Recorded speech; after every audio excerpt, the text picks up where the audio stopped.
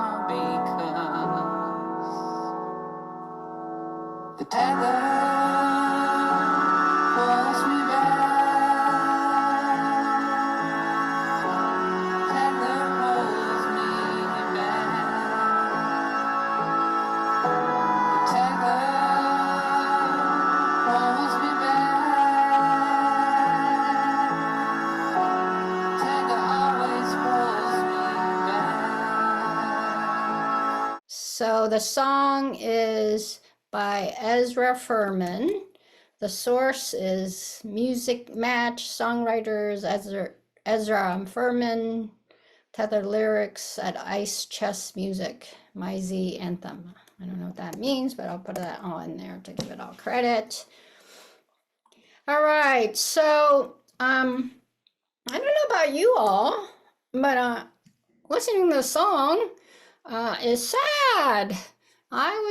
I found it sad at first. I will admit, many years ago, I hung out with a whole bunch of Asian bi and lesbian group when I lived in Seattle, and one of them who joined us said, wow, you just have sad music. So I'm already attracted to sad music, obviously. And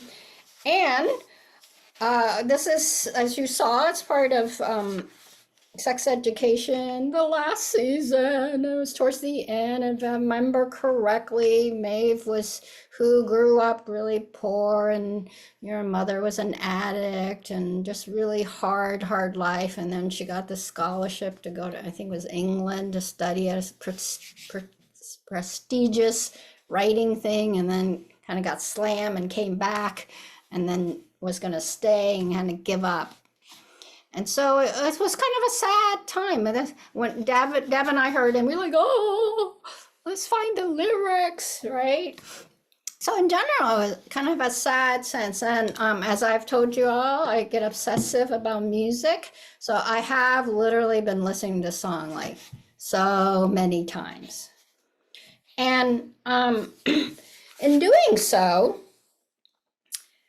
I really listened.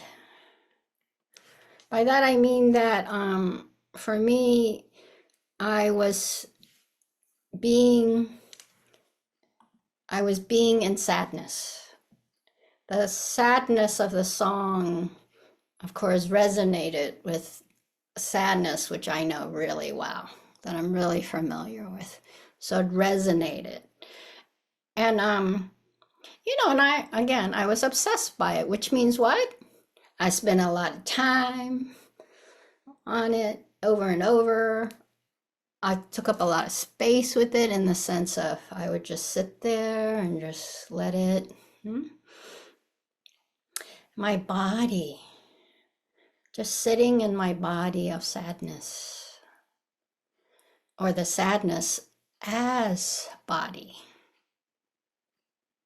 The sadness as body. And then, with the deep listening, you could say, other, more understanding revealed itself to me about this song. This is just all my interpretation that I'm sharing with you today. And to be perfectly honest, I had thought about talking about this song around the time, but then I thought, oh, it's too revealing. Even getting this talk ready, which literally finished 20 minutes before, though I've had the idea for a while and worked on it a few days now. Just like, oh, maybe this is a little too much, not so much sharing, but I feel very tender about this. I actually do. So I want to, and as I listen and things were revealed to me, I want to make the case today, which I prepped when I send out the email, right? That for me, this song is a perfect version, not just the only one, but a perfect version of the Bodhisattva way, or actually more specifically, the Bodhisattva condition, which also is the Bodhisattva vow. And then in time, or at times, it becomes the Bodhisattva joy. And this is the case I'm going to make for you tonight. I don't know what I was thinking. Reaching out beyond my grasp. My singing's awful. Lifting up these wings to try and take to the sky. Isn't this how many, if not most of us, come to practice? I know I did. Wanting to reach beyond my suffering. So if grasp in Buddhism, of course, when you hear the word grasping in Buddhism, you think about clinging, or the Pali word is tanha, T-N-H-A, which means, of course, thirst. The obsessiveness is one way to define it, but it's also understanding the causes and conditions of your suffering. So isn't that what we want to do first, right? We come and we want to reach beyond our suffering. We want to really come and be given information, tools to get beyond our suffering. And I think that's a legitimate desire. You come. However, most of us, when we come, we don't realize the clinging that is the suffering, not the things of suffering, like the toe that's hurt when it's stabbed, the heartbreak of situation in Palestine, right? Other heartbreaks, other sufferings in your life, or other difficulties and challenges. And so, but we realize that the clinging to how it should be, or how we should be, or how others should be, or how, not just as should be, but just what is it that we add to that with our shoulds, with our unwise expectations. So we do want to be free, right? We want to lift up these wings to try to take to the sky. Get away from my fucking suffering as far as possible. We are ready to let them go, to leave what we think of as the problems of our lives behind. I know I want lightness and bliss, which I can get in jhana states, which is what I learn when I meditate, to be free from being bound to the suffering, from being tethered to my problems, or the problems of the world, or other people. I know there's so much of my difficulty in relationships with others often is because I can't be with their suffering. Not that I don't want to, but it's hard. I'm overwhelmed with my own or others or the world's suffering. And I want to be free from that. I wish so hard to leave it all behind. And there's certain ways of talking and practicing in Buddhism that can give us a sense that that's the way, right? Not the Bodhisattva way, though, is to not leave it all behind until we all leave it all behind, or more specifically, till we all realize a different question, which I'll get to.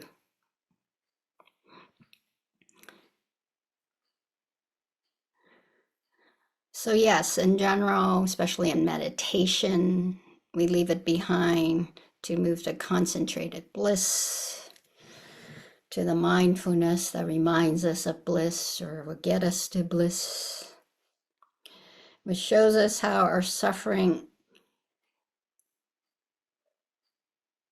also, though, it also can show us how our suffering isn't suffering.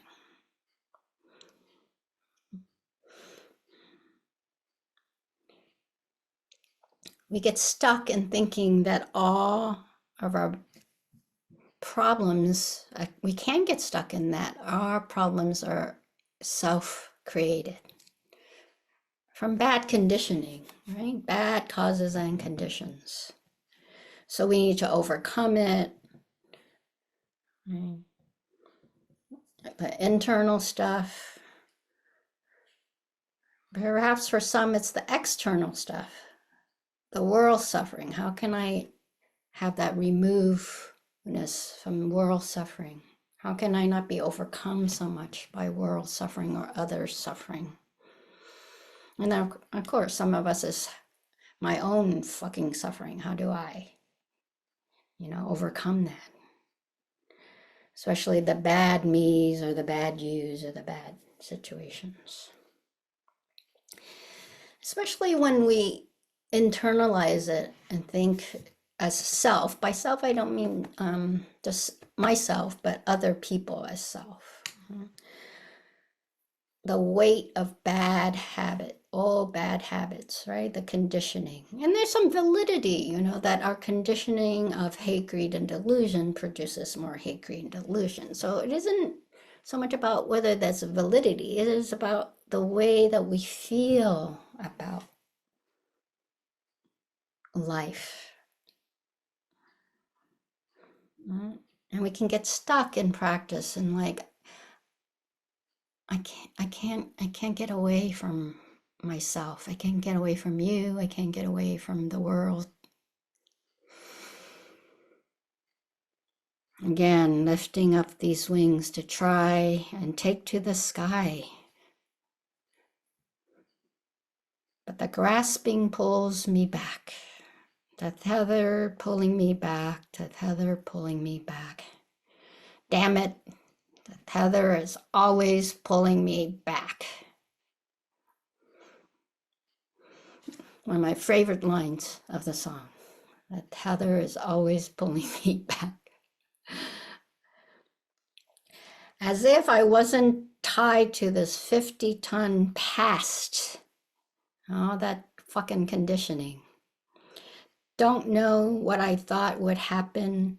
I don't know who I thought I was.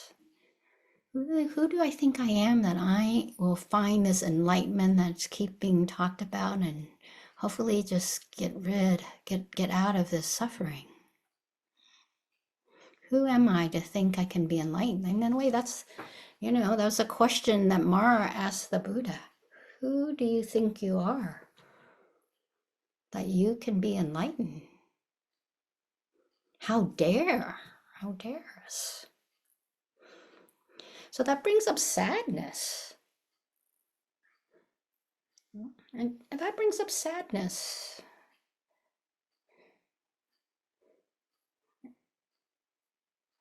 And that sadness, and when I sense that, there's very much a sense that the world conditions are grasping to pull me back, be it my past conditioning or present conditioning.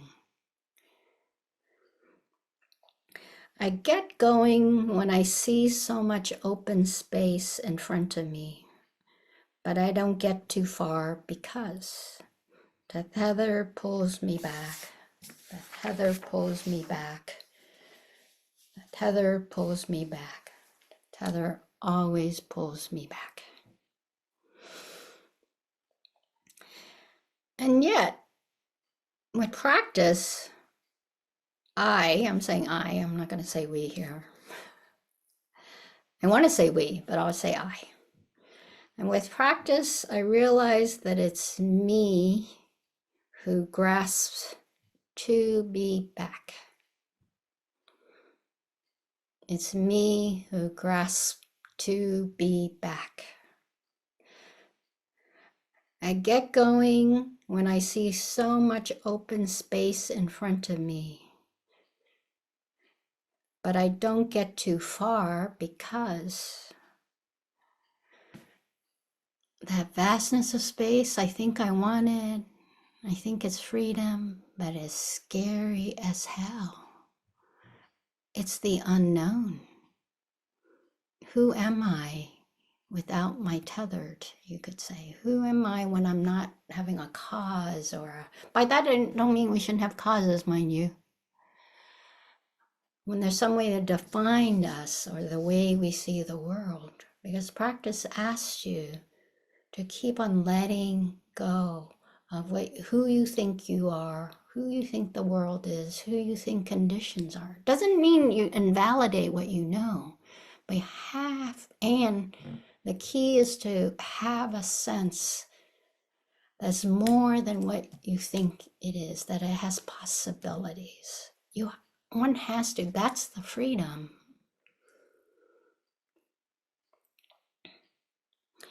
Vastness and its consequences are huge. Such as in the mind, no fucking idea of concepts. Things I think I understand don't make sense anymore. Things I think I know aren't what I think they are. People, myself, conditions. Vastness and its consequences are huge. And emotions, because it calls for vulnerability. Not knowing is vulnerable, especially in many of the ways that we've been conditioned and the conditions of the world. Of this world, our world. Vastness and its consequences are huge in the body as the acceptance of continued change and non-solidness.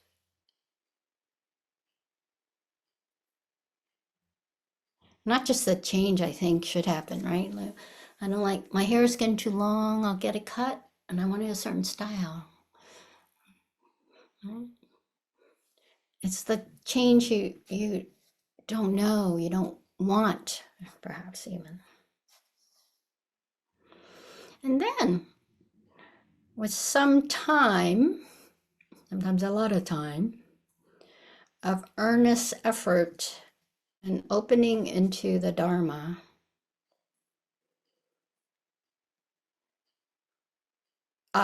again, I want to say we, but I'll say I, realize that my practice is to come back. My practice is to come back. It isn't a tether pulling me back. It isn't my reactive conditioning that pulls me back. My practice is to come back. Notice I didn't say my practice means I have to go back. I didn't say that. I didn't say that.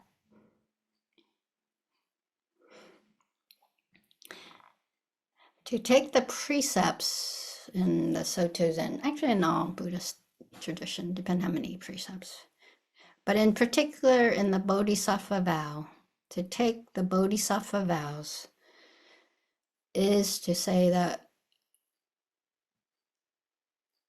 we all need to be enlightened together, or we all need to realize that we're enlightened together. I don't go off to be free of samsara, the cycle of birth and death, which is the tether that keeps pulling me back to the life of suffering. That's what samsara is. Right? But I want to come back. Why? For us all to realize enlightenment together, which means we share in each other's lives. I want to come back to share life with you. The hard part, of course, is to share life with you as it is. Which is what? Full of dukkha. Fucking dukkha. Huh? Mine, yours, ours, the world. We can't escape it. It's the condition of this world. So when we realize that this is practice,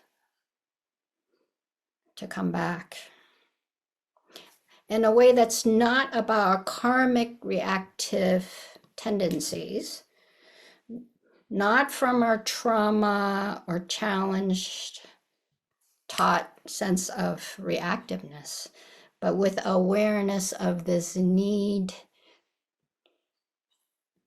of coming back as important. We don't come back just for other people. We come back for ourselves. We come back for both of us. We come back for all of us. That it is the together that we are choosing to come back for. The togetherness. And then it's the same thing as showing up, really big in Zen. Then we show up. The Bodhisattva vow is the vow to show up. Avalokiteshvara vow is to show up. Hear the cries of the world. Hold out your hand to the suffering of the world, which includes this one, don't forget. Then when we show up, which means we choose to return from blissed outness. So we come back to the heaviness of the 50-ton weight and of lightness. Not from, we come back whether it's heavy or it's light. That's when we say, perhaps not directly, but it's our vow. And I want to let you know. Oh, I thought I should let you know that you'll be seeing me around. I thought I'd let you know that you'll be seeing me around. I'm going to be here for you. I'm going to be here for us. Trying to let go of anything I might be dragging with me to make my way back down. Because the Bodhisattva vow is hard to keep up, right? To be with the suffering of the world is so hard. We want feel a little bit of that openness of relief. Just want to go there, but then it comes back, and we have to be reminded that we want to come back. That this is our practice, this is our choice, this is our agency. As the Bodhisattva condition, as the Bodhisattva way, as the Bodhisattva vow. And for a little while, I had a little leeway. It's nice to have, some concentrated time, no doubt about it. Or other kinds of relief, inside opening, of course. I took my time like taking a drug. Don't let it get to a drug part, but it's like it. Sometimes I just love it, love it, love it. Just a little relief, feels so good. Running while pretending I didn't know that I was always heading for the moment when I'd feel the tug, the tether pulling me back. The tether pulling me back. You can go with me. The tether always fucking pulling me back. No, not fucking anymore, because I choose to. Even though that energy of like shit might still be there. I can feel it now. I can even feel it now. I can feel it now. I can feel it even now. The moment in which I thought, oh, this is the Bodhisattva way. One thing I thought of is this. The Bodhisattva way is often thought as the altruistic way. Right? That's what we're practicing to altruism. I think, maybe see if it's true for you. Often my sense of altruism is about how much can I give? How can I maybe open? Metta. Oh, so expansive. Freely given. Sincere, freely given. And great, I'm serious when I say those things to you. I'm making fun of it now a little bit in the sense of that's seriously, until a few days ago, that's my definition of altruism. Can I give a little, then I give some more, and then some more, and then I give it all? No. Today I offer to you that the Bodhisattva definition of altruism is the vow to engage in the actions of staying. Notice I'm very clear. I didn't just say the vow to wish that I could stay. It takes action. It takes effort. The vow, it's a vow. I want to say the vow. I just say a vow because, sometimes I lapse. A vow to engage in the actions of staying with the world, with myself, with you. Tethered.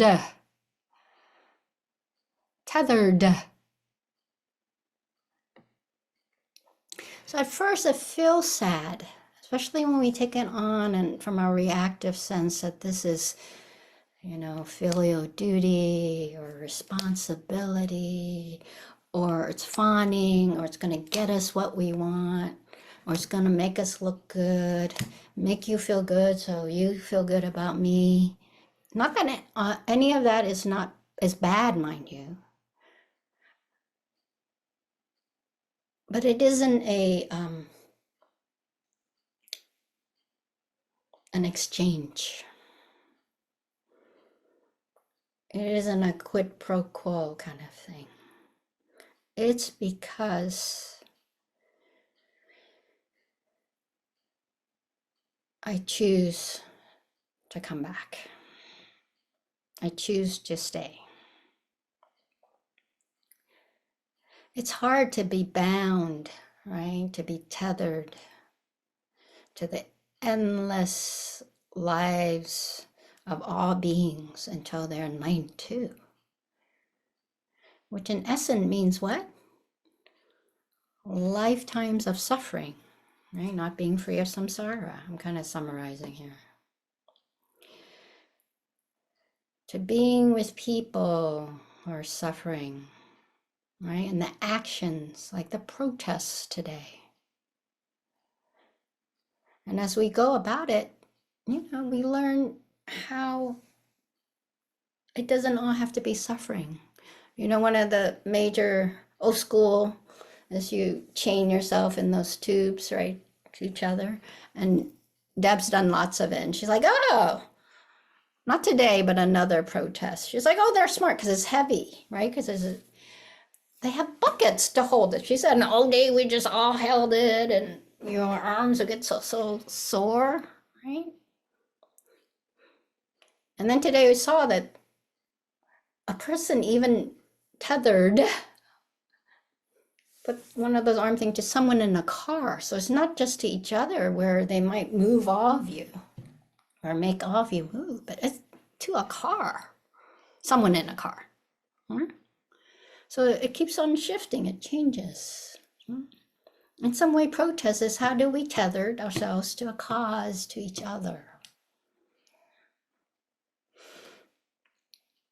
And when we keep coming back, one of the suffering is loss. Aging, illness, dying. That's part of our conditioned life. We can't escape that. So there's loss. The practice is just stay. The vow, maybe the vow is more that. Let's think about it. Instead of our precepts being, I vow, blah, blah, blah. What if I commit to staying? I commit to. I'm going to be with.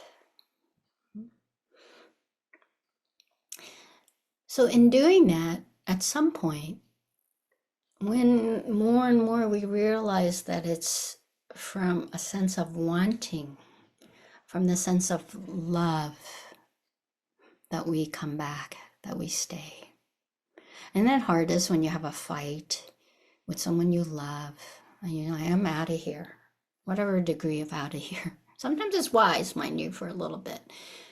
But a lot of times, like, and by the way, out of here can be just like, not talk to the hand, or I'm just not going to listen anymore, or fuck you inside, or whatever, right?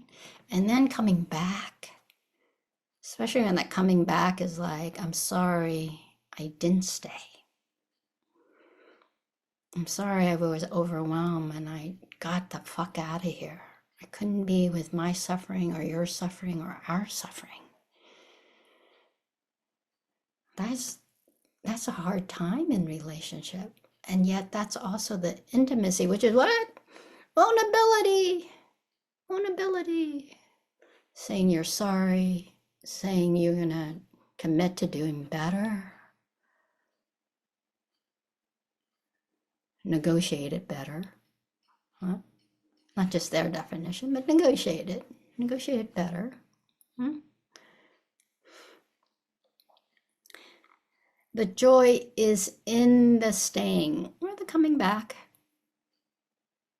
Being tethered. Being together. The bonds, the resonance, the love that is created and developed and strengthened as we live our lives together. And so we live our life, we do experience dukkha and suffering, but we also experience joy, laughter.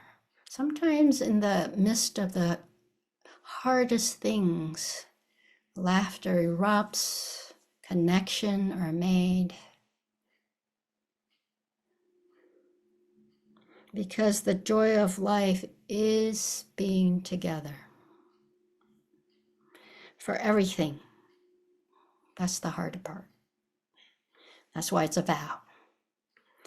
Sharing, really sharing, because we're fully present for every moment, or that's our vow. That's our commitment to all as it is. To being with life, pleasant, unpleasant, or neither pleasant or unpleasant. Small or big, great, or it sucks. Near or far, born or to be born. All of it together.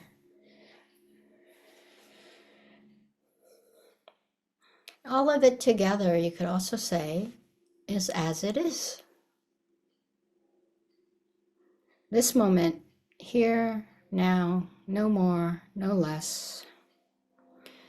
Simply aware enough. Aware enough for this moment.